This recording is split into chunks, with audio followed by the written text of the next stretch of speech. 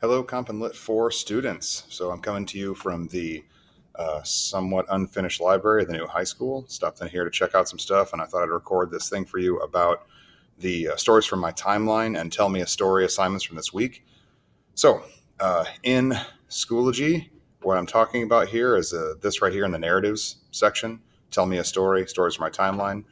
Stories from my timeline is first, and then the tell me a story one is for this weekend. So I just want to run through those two with you really quickly. So on in the slides for class that we went through that day, skipping kind of ahead here, I'm going to go onto this one right here, and it is going to be about a timeline for your life. I'd like you to do this on your own at home. Take a piece of paper, fold it in half long ways, and bring out a piece of paper on me so I can't show you. And you can kind of make a line in it and then make dashes. And I want you to number 0 up until probably 19, because a lot of you are 18, or maybe to 18 because you're not quite 18 yet. And I want you to try and mark on that. It doesn't have to be exact, and you don't have to tell me everything about your life, but on those different timeline markings, I want you to tell me about some things that you remember from your life. So, a lot of things that I get from students when we do this narrative exercise is that nothing interesting has ever happened to me. And I always find out when they start doing this that there's a lot of interesting things that have happened to you, even if you don't think so. So think about, have you ever moved? Have you ever been to the hospital before? What was it like when you turned 16? What was your first date like? What was it like falling in love for the first time, or, seeing somebody you were interested in? I had one student who swore that nothing has ever happened to him that was interesting. And I asked if he'd ever been to the hospital. And he said, well, yeah, when I was like 8, my dad was mowing in the backyard or in the yard with a riding lawnmower, and he didn't hear me. And I got up behind him and he backed up and it ran over my foot and almost severed my foot entirely off. And I had to go to the hospital. I almost died. And I'm like, well, that's a big thing that happened to you. So, like, for me, my earliest memory is when my sister was born. So that would have been when I was 3 years old, if I had these numbered in that way. And I remember from that just being in the hospital. And I remember that my mom was there and that she was going to have my little sister soon. And then off in the distance, or off on the other side of this room, was this window. And I thought it was just a window to like a hallway. And I thought that's where she was. And she was giving birth right then. I remember a day or two later, the first time I held my little sister, and everybody was around me watching me really close. I was a little kid, and they put her in my lap. And I remember looking at her. That's all I really remember from that, but that's what's there. If I go to when I was 15, I remember moving down to Olney, and I remember how that felt. I remember the last time I hung out with my friends up in Sycamore, which is where I came from. Stuff like that's really important. I remember, family illnesses. I remember when my mother got sick with cancer and when she died. Those are all big events in my life from when I was your age and younger that really defined the person that I was. I remember my first date when I was 12, and I don't want to talk about it because it was really embarrassing. And I didn't even end up sitting next to her because I was so embarrassed when we went to a movie together, and I was really bad at dating.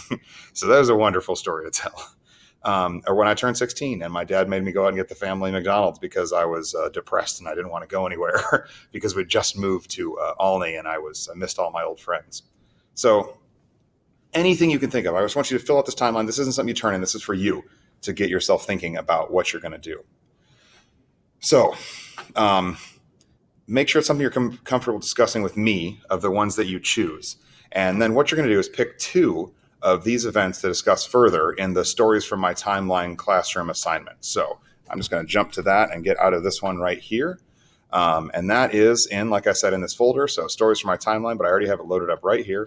And you're going to take 2 of the stories from that timeline and you're going to type them out in here. And I say to write out 2 paragraphs. What I really want you to do is, this is brainstorming.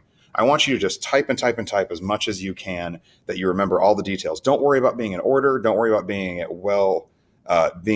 explaining it perfectly. Don't worry about getting everything. Just think about the senses of when you were there and all the events of what happened. Okay?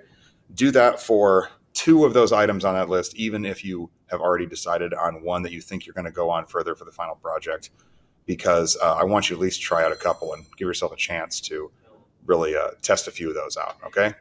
So 1 and 2 in there. This is just, it's meant to be a rough draft. It's meant to type it out as fast as you can. Don't think about it. Don't worry about your typing or saying it perfectly. Literally just type as fast as you can and then get these 2 done. Once you get that submitted, I want you to choose one of those stories, and then you're going to go to the other assignment, which is tell me a story. And all these instructions are right here, but click on the prompt and rubric and it'll give you a lot more detail on here. So what you're going to do is you're going to record yourself with your phone or with your Chromebook. There's a camera app in your Chromebook. Like I go under here, and if I go up into here into all my apps, there's one that says camera. It's on the second page. You probably see it before I do. It is, yeah, it's right there. It looks like a camera. Duh. So you click on that and it opens it up, and there you're going to get a little camera thing. Hey, look, there's me and there's me. And you can record that on your Chromebook, and then you can upload it through there, or you can record on your phone and upload it through your phone if you have the data for that or the Wi-Fi.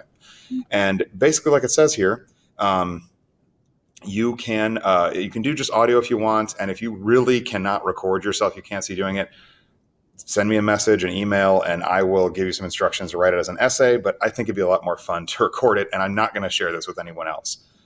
So go through, and these are the requirements over here. Oh, and I just realized here I did not add a time. I'm going to add the time to this rubric after this video, and it's going to be that it should be 3 to 5 minutes in length. Okay, maybe I'll knock that down to 2.5. Yeah, okay. For you guys, for the at-home kids, I'm going to give you this. I'm going to knock it down for everybody to 2.5 to 5 minutes. And then I want you to appeal to at least 3 of the 5 senses. So don't just do sight, what you saw. Do what did it sound like? What did it smell like if something happened, if you were near like a fire or something like that, And then I want you to use at least 10 sensory details. And that doesn't mean 10 for each sense. That means 10 total. So like 3 of sight and 4 of sounds, and then 3 of different smells that you experienced during this memory. Also, stay on topic in the story while you're telling it. Have a good beginning that makes sense. Don't ramble on in the beginning and set it up too much. Have a good ending that's clear, and know when you're done with it. All this will come through planning. Same with order, that the details are in order and you don't just jump out of place and jumble everything together because the first time you've thought about it in years. You should take some time to write it in that pre-writing thing and the stories from my timeline assignment. And then after that, you should take a little bit of time to write it out and look at it and think about it and plan it and then record it. And then upload it to me on Schoology by going to the assignment and clicking Submit Assignment. And then there is, on the first thing that comes up, there's a little like paperclip or something that you click on, and you go to find files on your Chromebook or your phone, wherever you recorded it. So how about I take you on a quick little tour after I say goodbye here. But remember that you can, at any time, message me, email me, let me know if you're having trouble, and you can figure it out. All right, you want to see what the awesome student center looks like on here and this new school that we're going to get to go to eventually. Okay, I'm going to take you on a little tour. Oh, I better here, maybe this camera app will be even easier for you to see it, because it should record all of this. There's going to be 2 things at the same time. Okay, there you go. So here is our library. Okay, pretty cool stuff. Down the main hall on the 2nd floor. And if you come out here is the library terrace area. And as we go out into here, this is what the student center, student lounge, it's called something else that I can't remember. Student union is going to be like this wide open. There's the catwalk over to the theater.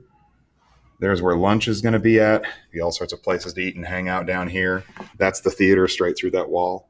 Over there at the end of the hall, that's my video studio. Oh, I can't wait to be in this classroom, in the school, and back in a real classroom and everything. So remember, get in touch with me if you have any issues, and I will be seeing all of you very, very soon.